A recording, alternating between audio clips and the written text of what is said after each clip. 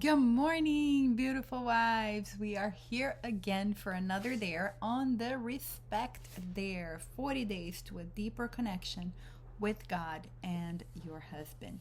Today is dare number 26, and it says, Going to camp. I appeal to you, brothers, in the name of the Lord Jesus Christ, that all of you agree with one another, so that may be no division among you, that you may be perfectly united in mind and thought. 1 Corinthians 1:10. And I wanted to make a comment on this verse because a lot of times we're not going to agree 100% with our husbands or with the people that are in leadership or a position of authority over us, right? However, even though we don't agree, we must recognize who is the person in authority and allow the communication to be made to the people that need to be made to in agreement. Does that make sense? For instance, in this case here, right? I love this devotional that like this woman, the husband wanted the kid to go to a camp, and the woman's like, no, he's too young, he's gonna be homesick, and this and that. But when the dad came to talk to the son, right, it says that she cringed. But notice she didn't interrupt and say, oh, this is all your dad's idea, I don't think it's a good idea, I don't think you should go. Like, she didn't do that, right? So she wasn't in agreement, but she submitted to his decision and communicated in agreement. Does that make sense? So I think that that's a good thing, and many times I have made the mistake, I must say, to not do that. I communicate, oh, this is all his idea, like if it's up to me, you will do whatever you want, but he wanted to be this way. And and I'm not proud of it, but it makes a difference, when you say, oh, this is your dad's idea, this is what your dad wants, you know what I mean? No, we decided, right? Because even though it wasn't your decision, even though you didn't agree, you decided to submit, therefore we decided, you both decided on this together. Does that make sense?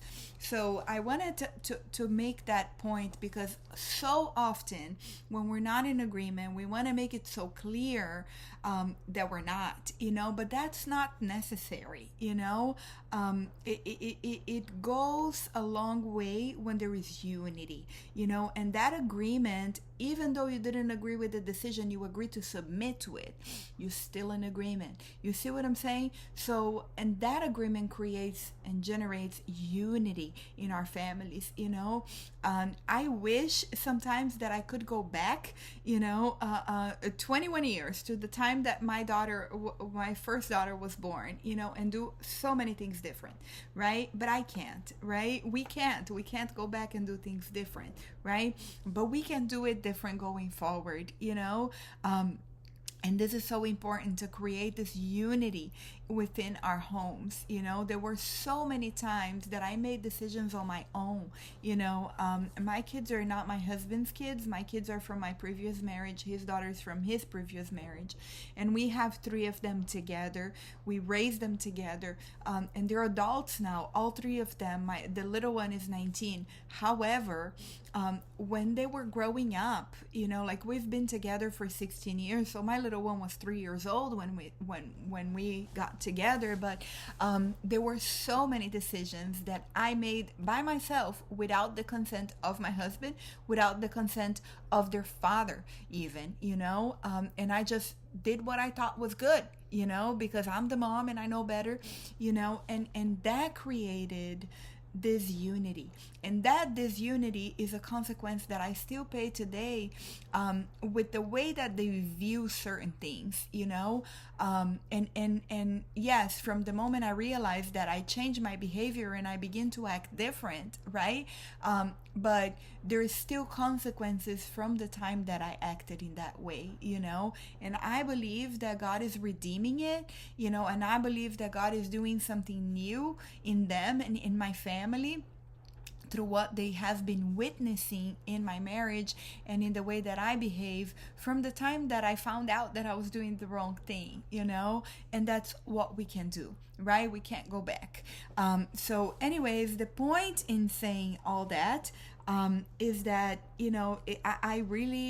I love the way that she acted, like she didn't disagree with him in front of the kid. She submitted her decision to him and allowed him to do that, and she trusted that that God was gonna pull it through, and what she did is she went and she prayed every day, and then when the kid came back and he gave her a report, and a testimony of his friend being saved because he was there and they had the opportunity of having this conversation. She was like, wow, I could have been the one that stopped that, and if we are honest, how often have we stopped God from moving through our kids because we were so protective, and anyways, I thought that was just so beautiful.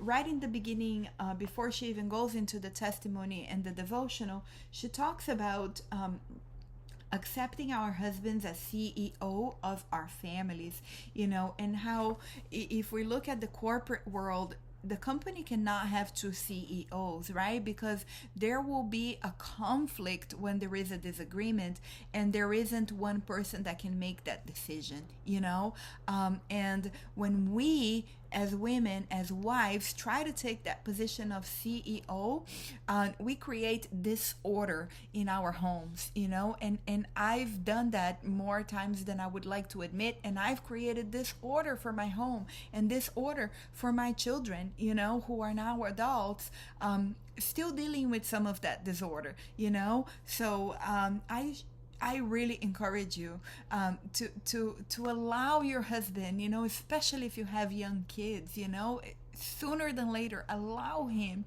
to take that position of CEO, submit to it, not trusting in him only, but trusting that God is moving through him, trusting that God is able to lead him, regardless of his ability to follow. God will pull it through.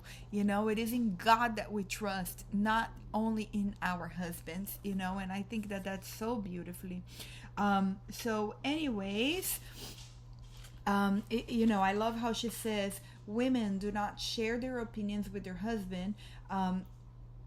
They start to experience resentment and frustration. So it doesn't mean that we're not going to express our opinion. It doesn't mean that we're not going to share our hearts. It doesn't mean that we're not allowed to disagree. No, it means that although we disagree, although we shared our opinions, although we shared our hearts, if they decide to do it differently, we're submitting to their decision. That's all it means,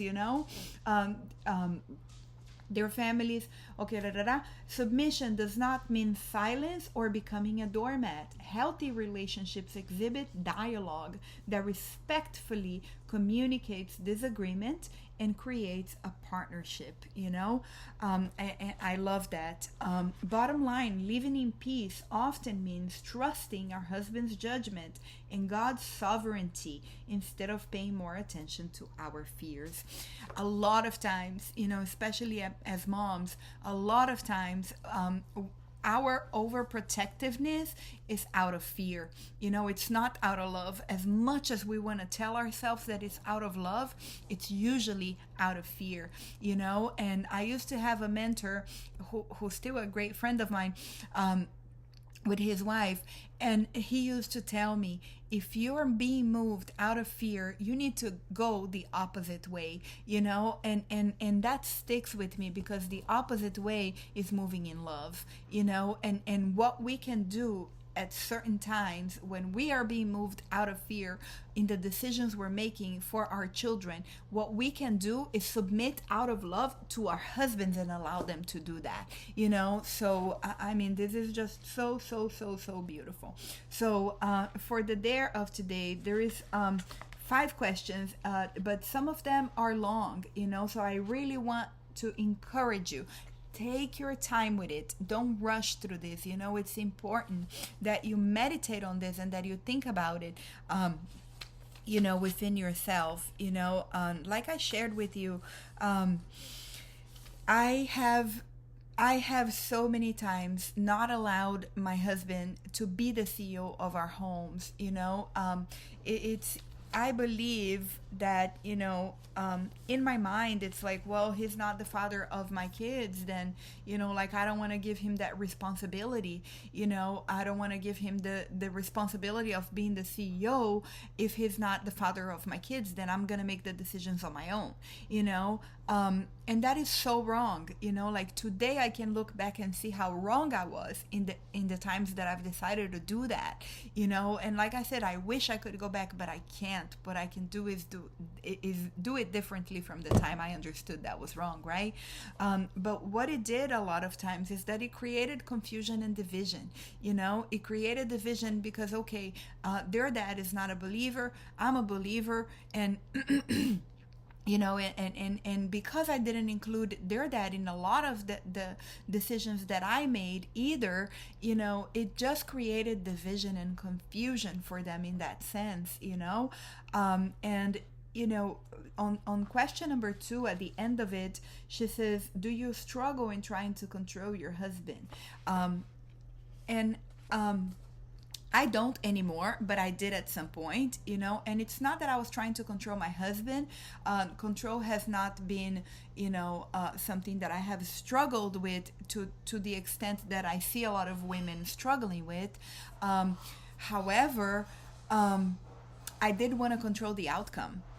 Very much. Like, I thought I knew better because I'm the mom and because I'm the wife and because I'm the woman and because I have better intuition. And so I wanted to control the outcome, and I struggled with that for a long time, and if we are being honest, and again, control is something that some people struggle deeper than others, just like everything else in life, right? I have other struggles that I struggle a lot harder than a lot of other women that I know, and it's hard for me to keep myself, out of it. However, if we are being very honest, every single human has struggled with control at some point or another, right? Either a little, a lot, a medium, or whatever. But we all have struggled with control at some point or another, and I think that was what has really helped me truly let go of that is understanding, why am I struggling with this?